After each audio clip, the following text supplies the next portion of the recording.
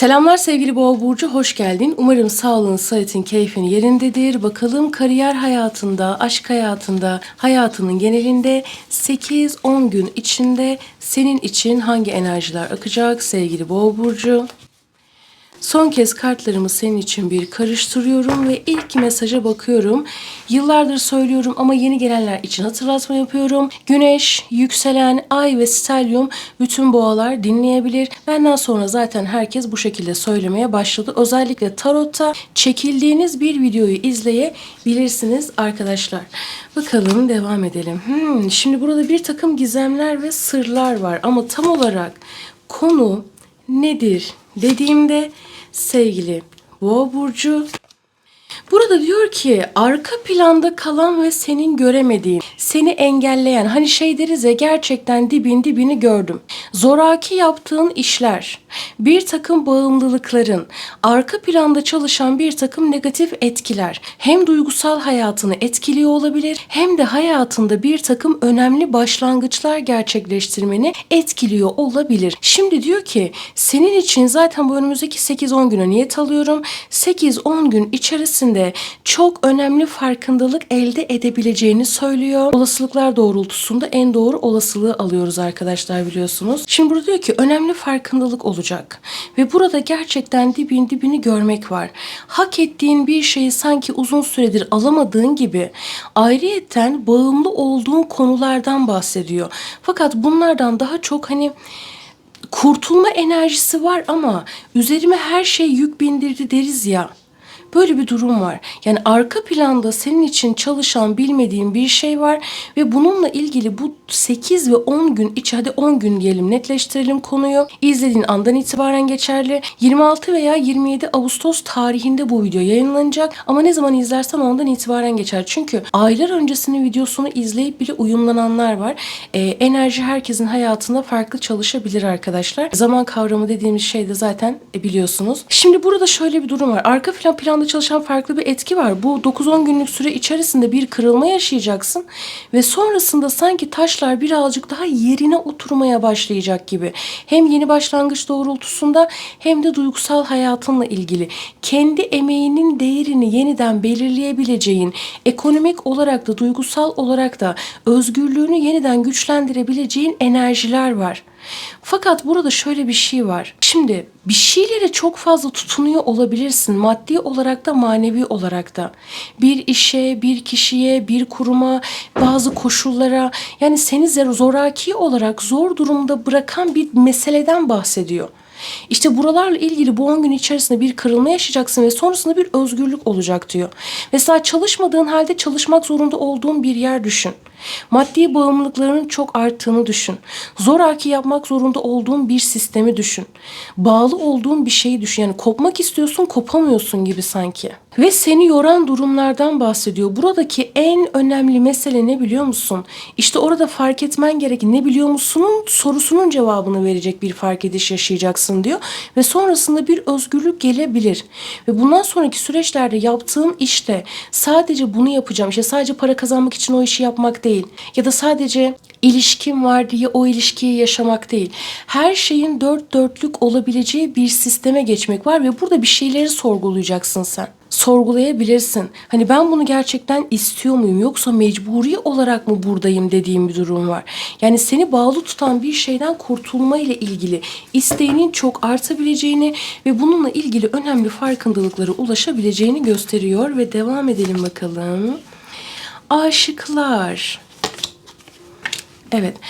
Kariyerle ilgili bir karar verme sürecinden bahsediyor sevgili Boğa burcu. Bakın arkadaşlar, maddi kayıplardan bahsetti. Hemen ardından doğacak olan bir güçlü bir enerji var burada. Şimdi sağlık çok fazla anlatmıyorum dediğim gibi. Hani enerjisel olarak, yani burada enerjisel olarak tabii ki sembol okuması olarak birazcık böyle kendini yorgun, işte kas bölgesiyle ilgili ağrılar olabilir, fiziksel ağrılar olabilir, bel bölgesiyle ilgili ağrılar olabilir. Duygusal olarak üzerinde yorgunluk hissedebilirsin. Bedensel olarak da duygusal olarak da hassasiyetinin çok arttığı süreçlerden geçiyor olabilirsin. Hem fiziksel olarak yorgun düştüğün hem de stresli olduğun süreçlerden geçiyor olabilirsin. yaşayabilirsin. Uyku problemleri olabilir. Seni endişelendiren durumlar olabilir. Bunlarla ilgili uzman birinden profesyonel bir yardım almak senin için sağlıklı olabilir. Bir doktor olabilir, bir psikolog olabilir. Her şeyden önce ruhunu ve bedenini çok fazla yormaman gereken süreçlerden bahsediyor. Eğer gizli kalan sağlık konuları varsa, göz ardı ettiğin sağlık konuları varsa bunların bu 10 günlük süre içerisinde açığa çıkabileceğini söylüyor. Şimdi burada diyor ki maddi olarak bağımlı olduğun yerlerden kurtulma isteği olacak. Şimdi uzun süredir devam eden bir iş, bir ortaklık, maddi bir düzen. Burada hani kendini o kadar çok sıkışmış hissetmişsin ki ödemeler hani ciddi bir bağımlılıktan ve kayıptan bahsediyor. Bakın bazılarınız için geçtiğimiz 5 ay, 5 yıldır devam eden maddi manevi zorluklar içerisinde kalmış olabilirsiniz. Bazılarınız bulunduğunuz işten ayrılmak isteyebilirsiniz. Ama ekonomik koşullardan dolayı bunu yapamayacağınızı düşünüyor olabilirsiniz ki durum hiç düşündüğün gibi olmayacak diyor. Bununla ilgili çok güzel fırsatlar çıkacak. Yani birbiriyle çok bağlantılı ve devam edelim kartları açmaya. Bir de burada aniden özellikle bu önümüzdeki 5 gün zaten yine geçtiğimiz 5 gün 5 hafta içerisinde bunu yaşamış olabilirsin. Ödemeler, alacaklar, verecekler, işte malla ilgili konular, miraslıkla ilgili konular, borçlarla ilgili konular. Hani burada böyle artık hani yeter dediğim bir konu var sanki. Ekonomik olarak bağımsızlığını sağlayabilecek yeni bir plana geçeceksin. İşte buradaki o güneşin enerjisi bu. Seni sıkıştıran, yoran, maddi manevi bunaltan, yapmak istemediğin halde seni mecbur bırakan durumlardan özgürleşmeyle ilgili çok güzel bir etki var. Ve artık diyor ki Boğa burcu hakkını arama noktasına doğru gidecek. Ve orada kendi değerini bildiğinde, kendi nimetini bildiğinde, özgürleştiğinde, o güzel ışıltıyı hayatına çektiğinde, hakkımı almak istiyorum dediğinde bunların artık doğabilmesiyle ilgili güzel fırsatlarla karşılaşabileceğini söylüyor. Bakın burada mimarlıkla ilgili konular, sanatla ilgili konular, sahneyle ilgili konular, ince ince örgü işleri olabilir, sanatın herhangi bir dalı olabilir. Zaten burada yine aslan teması var. Yeteneğini gösterebileceğim bir konu. Ve burada arkadaşlar bu 10 günlük süre içerisinde iş görüşmesi ve bir takım toplantılar ve iş görüşmeleri. Çalıştığım bir yerse burada bir takım durumlar olabilir. Bazılarınız işten ayrılabilirsiniz ya da hani işte iş yerine çıkabilecek ani bir toplantı, bir karar noktası, sizin beklediğiniz bir karar olabilir ya da sizin vereceğiniz bir karar olabilir. Bakın bazılarınız hani işinize son verilebilir ama eğer böyle bir durum varsa hemen ardından çok daha büyük bir fırsatın çıkabileceğini söylüyor. Ve burada çok daha özgür olabileceğini gösteriyor sevgili Boğa burcu. Bir kısmınızda da şöyle bir durum var. Hani çalışıyorsun, emek veriyorsun, herkes senden memnun, gayet iyisin. Fakat kazandığın kazanç sanki sana yetmiyor gibi. İşte bu noktada bununla ilgili güzel bir nimet, güzel bir fırsat çıkabilir diyor. Devam edelim bakalım. Yani geçmişten beridir bir türlü hak ettiğimi alamıyorum diyen boğalar var. Yani hakkım yeniliyor diyorsun. Hakkım yeniliyor. Devam edelim. Şimdi bu süre zarfında diyor ki güneş gibi parıl parıl parlaman çok önemli. Hakkının arkasında durman çok önemli. Emeğinin arkasında durman çok önemli diyor. Ve kendini savunabildiğin kadar savun. Bu noktada balık akrep burcu birinden destek gelebilir. Kupa kralı, hatta bazılarınız için size karşı duygusu olan birinden gelecek olan bir destek olabilir arkadaşlar. Hatta bir iş teklifi olabilir. Devam edelim bakalım. Aşka da değineceğim. Şimdi burada aile içerisinde halledilmesi gereken bir takım meseleler var ve üçüncü kişilerin oluşturduğu sıkıntılardan bahsediyor. Aile içerisinde çözülmesi gereken konular varsa buralarla ilgili bir şeylerin toparlanmasıyla ilgili bir sürece doğru geçiş yaptığınızı gösteriyor. Bazılarınız aileyle birlikte iş yapma. Şimdi bakın miraslı konular, alacak verecek konuları, aile içerisinde halledilmesi gereken konular ve karar verilmesi gereken konular, bunların bu 10 günlük süre içerisinde açığa çıkabileceğini ve burada ciddi değişimlerin, dönüşümlerin yaşanabileceğini söylüyor. Çok fazla detaya giremiyoruz arkadaşlar. Yasalardan gereği biliyorsunuz. Ve böyle bir durum var ve hani bu 10 günlük süre içerisinde bunu yapmazsanız Akrep burcu döneminde de çok önemli bir farkındalık olacak sanki. Bak Akrep burcu dönemine de çok dikkat et. Yani şu andan itibaren başlayan etkiyi söylüyorum. Kariyerin, aile konuların ve hayatında ciddi anlamda değişmesi, dönüşmesi gereken konular. Ve buna çevre de dahil, arkadaşlık ilişkileri de dahil sende önemli farkındalıklar oluşturabilecek ve bir şeylerin ciddi anlamda değişip dönüşebileceği süreçlere geçiş yapacağını gösteriyor. Ama bu senin için olumsuz bir şey değil. Yani ölüm kartından genelde korkarlar ama bakın akrep burgusunu çok aldım. Bu daha çok değişimi, dönüşümü anlatır arkadaşlar. Bakalım.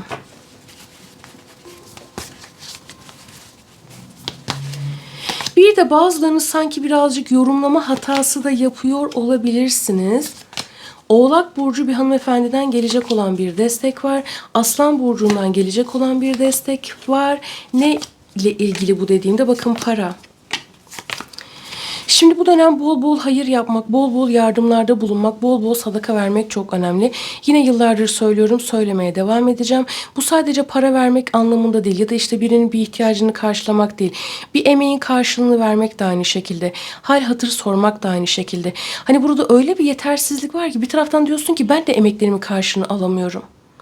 Yani ne maddi olarak alıyorum ne manevi olarak alıyorum. Yerim sarsılıyor korkusu var burada. Yerim sarsılıyor. İşte imajım sarsılıyor mu acaba? İşte bulunduğum yer sarsılıyor mu acaba? Bakın bazılarınız yasal olarak da hakkınızı arayabileceğiniz durumlara doğru gidebilirsiniz. Şununla ilgili çok baskın bir şekilde konuşabilirim. Evet, sorumluluğun çok fazla. Bir tarafından değerlerini tutman gerekiyor. Bir taraftan burada sana bak ya, o kadar tatlı bir şey var ki burada. Sorumluluk çok fazla ama bastırdığın duygular var. Ne ilişki hayatında bir şeyleri doyasıya yaşıyorsun, ne maddi kaynaklarını doyasıya değerlendirebiliyorsun. Burada çok büyük bir fırsat var, çok büyük bir nasip var ama diyor ki senin bir sistem değiştirmen gerekiyor.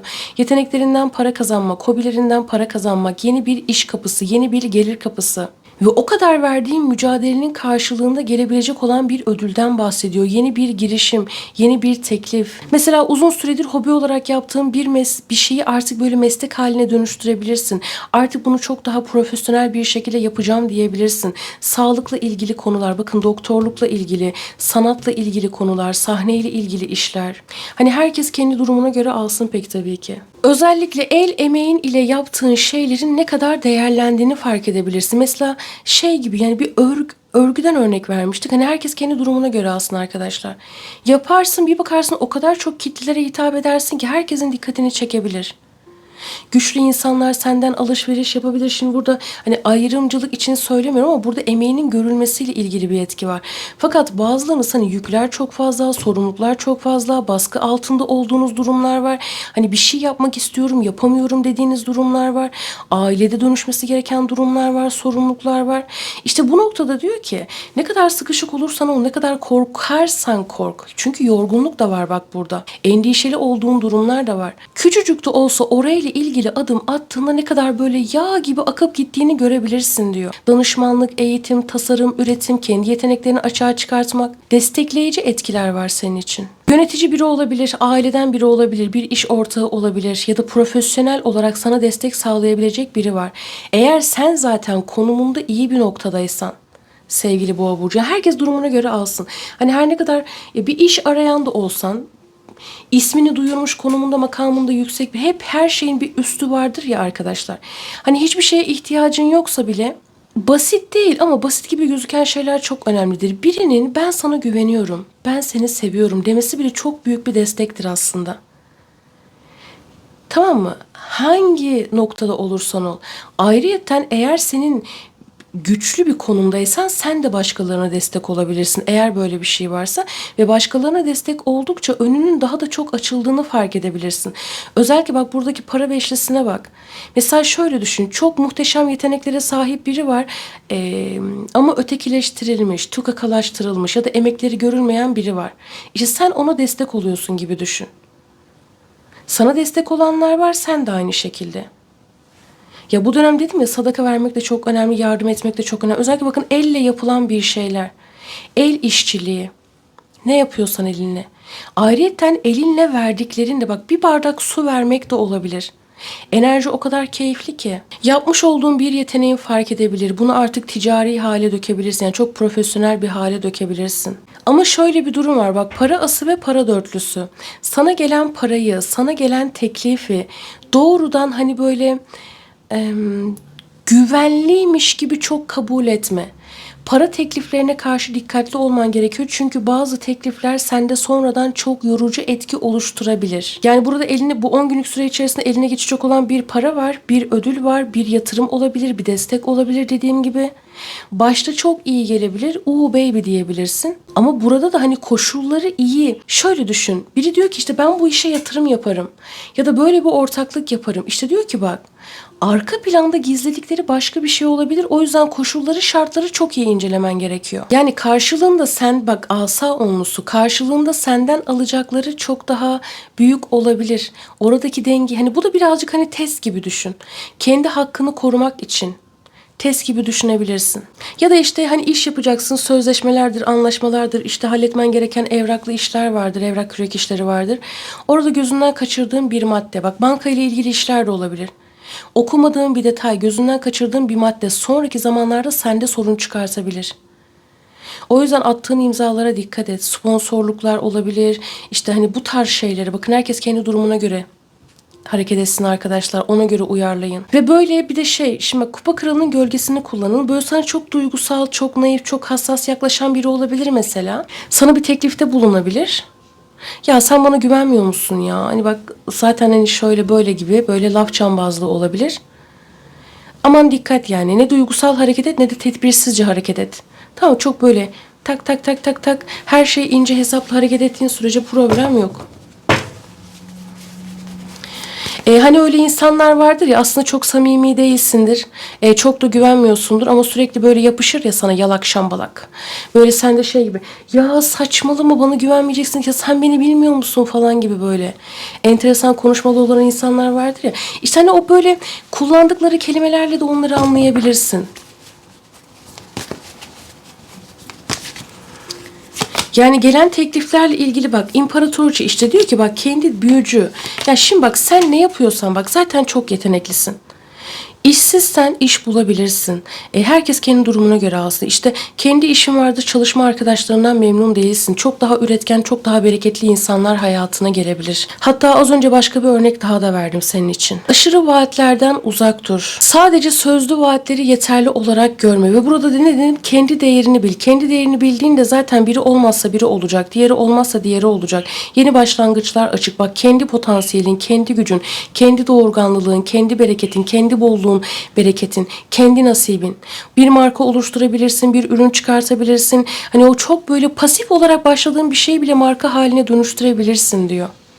Üretkenliğin yüksek ama kendi değerini bilerek ilerlemen gerekiyor. Sadece sözlü vaatleri yeterli görmemen gerekiyor. Karşı tarafın söylediği ile yazılı sözleşmede bulunan maddelerin aynı olup olmadığından emin olman gerekiyor. Gelir paylaşımı olabilir, sorumluluklar olabilir, işte herhangi bir şart. Ödeme tarihleri olabilir, işte tarafların yükümlülükleri olabilir. Her şeyin açıkça belirtilmesi gerekiyor özellikle yapacağın anlaşmalarda. Potansiyelin inanılmaz derecede yüksek, doğurganlılığın çok yüksek ama küçücük bir yanlış senin başarını gölgeleyebilir sevgili Boğa burcu. Özellikle az önce söylediğim o maddi sıkışıklıkla ilgili bir rahatlamanın gelebileceğini söylüyor. Ve diyor ki eline geçecek olan gelir sayesinde kendini çok daha güvenli hissedebilirsin. Fakat bu gelirlerin bir kısmı ödemelere gidebilir.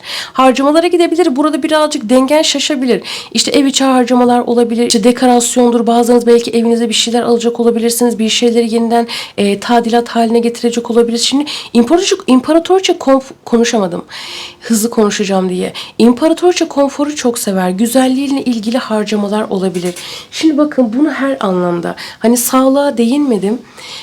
Dış görünüşünle ilgili bir şeyler yapmak isteyebilirsin. Abartıya kaçma. Bak, gayet güzelsin. Gayet güzelsin. Kalitelisin, güzelsin, üretkensin. Hiçbir şeye ihtiyacın yok. Sağlık olsun, kariyer olsun, aşk olsun. Hiçbir şeyin abartısına kaçmaman çok önemli. Ama yaşadığın yeri çok daha konforlu hale getirmek için fazla harcamalar yapabilirsin. Bunlar alışverişler olabilir. Yaşam koşullarını tekrar böyle düzenlemeyle ilgili bir takım harcamalar olabilir. Bu da seni maddiyatla ilgili birazcık sıkıştırabilir. Para konularıyla ilgili, yatırımlarla ilgili uzman kişilerden tavsiye almadan ilerlememende fayda var sevgili Boğa burcu. Şuraya birkaç kartta. Ya ben boğaları çok güzel aldım arkadaşlar. Yani yaratıcı tarafı yüksek, sahnede olmak, başarılı olmak, ödül almak, terfi, yükselme. Ve burada bir asa kralımız var. Sanki böyle hayatına o kadar yüksek bir enerji girecek ki. Ben geldim diyecek sanki. Bu ayrıyetten seni de anlatabilir. Fakat burada bir asa kralımız var. Aslan yay etkili biri olabilir. Burç çok önemli değil ama hem senin kariyerinde çok sana etki sağlayabilecek hem de aşk hayatında sana çok etki sağlayabilecek biri olabilir. Sadece bu önümüzdeki birkaç gün 9 güne kadar bu etki yayılıyor ama zaten 10 güne niyet aldığım için o kadar uzatmak istemiyorum. Böyle 4-5 gün kadar diyelim. Bir takım böyle iptal olabilen durumlar olabilir. İş yerinde işte ani bir tartışma olabilir. Bakın az önce bir şey anlatıyordum. Ani bir toplantı çıkabilir falan demiştim ya. İşte bir işi sana vereceklerken başkalarına verebilirler gibi. Burada böyle ufak tefek bir şey var dedim ya. Fakat hemen ardından yeni bir şey doğuyor dedim. Beklenmedik tartışmalardan uzak durman gerekiyor önümüzdeki 5 gün boyunca. Daha çok ılıman enerjilerde kalman gerekiyor. Kimsenin seni alt frekansa çekmesine müsaade etmemen gerekiyor. Çalışma yerinizde değişim olabilir. Şirkette, iş yerinde bir takım böyle iş yapış şekliyle ilgili değişimler olabilir. Pek çoğunuz zaten iş değiştiriyorsunuz sanki arkadaşlar. Yani burada başarısız olarak gözüken ne varsa bu başarısız olmayacak gibi. O yüzden senin de hani oradaki dedim ya bir yorumlama hatası var. Oradaki süreci çok iyi analiz etmen gerekiyor. Çünkü hemen ardından bir toparlanma, hemen ardından yeniden ayağa kalkma, hemen ardından yeniden doğuş enerjisi var. Şimdi dediğim gibi günün sonunda başarıyı elde ettiğini gösteriyor. Fakat seni duygusal olarak tatmin etmeyen bir şeyden gidiyorsun. Gideceğim derken bir taraftan da aklım onda kaldı diyorsun. Şimdi aşk hayatıyla ilgili. Burada bir kaybetme korkusu var sanki. Bazılarınızda çok karmaşık üçlü durumlar olabilir arkadaşlar. Bazı boğalar yaşanılan ilişkinin içerisinde başka kişi veya kişilerin varlığını öğrenebilir. Eğer aldatılma, kandırılma gibi durumlar varsa bunların açığa çıkabileceğini söylüyor. Sadece uyumlananlar alsın ve burada bir kaybetme durumları var. Aslında aşkla ilgili de ne olursa olsun yaşayacağın etki günün sonunda tamamıyla senin lehine gelecekmiş gibi. Bazılarınız hani sanki böyle ikiz alev diyebileceğimiz ruhsal olarak inanılmaz bağlantı hissettiğiniz kişiyi anlık olarak kaybediyorsunuz ve sonrasında durumlar tekrar toparlanıyor gibi. Eğer burada şüphe duyduğun, endişe duyduğun bir takım durumlar varsa her şüphen doğru olmayabilir. Yani diyor ki gözünle görmeden, açık açık konuşmadan bir şeyleri bir anda kestirip atmamaya özen göster. Eğer şüphe duyduğun ya da karşılaştığın bir şey varsa partnerinle ilgili ya da eşinle ilgili herhangi bir durum olabilir. Parasal durumlar olabilir, başka kişiler olabilir. Herkes kendi durumuna göre alsın. Hani kuruntu yapmak yerine, içe kapanmak yerine açık iletişim kurmak çok önemli diyor. Her şeyi açık açık. Karşılıklı konuşmak çok önemli diyor. Şimdi uzun süredir sorunlu olan veya evliliğinde kendisini sıkışmış hisseden boğalar varsa evli olanlar için. Bir taraf ilişkide özgürlüğünü kabul ettiğini düşünebilir. Bir tarafta da hani böyle maddi bağımlılık, ailevi baskı olabilir.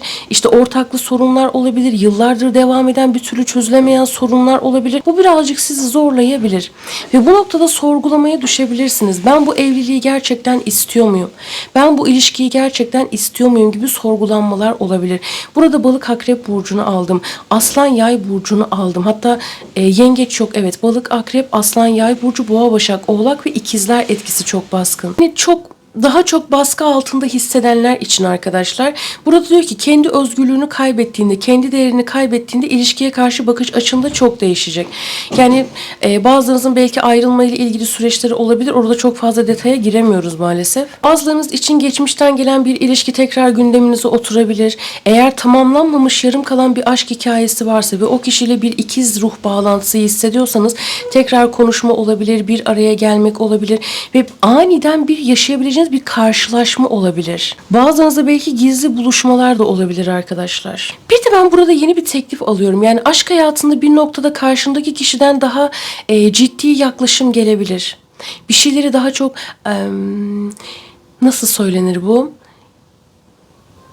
İlişkinizi daha güvenli bir noktaya taşımak isteyebilir. Özellikle ilişkisi olanlar.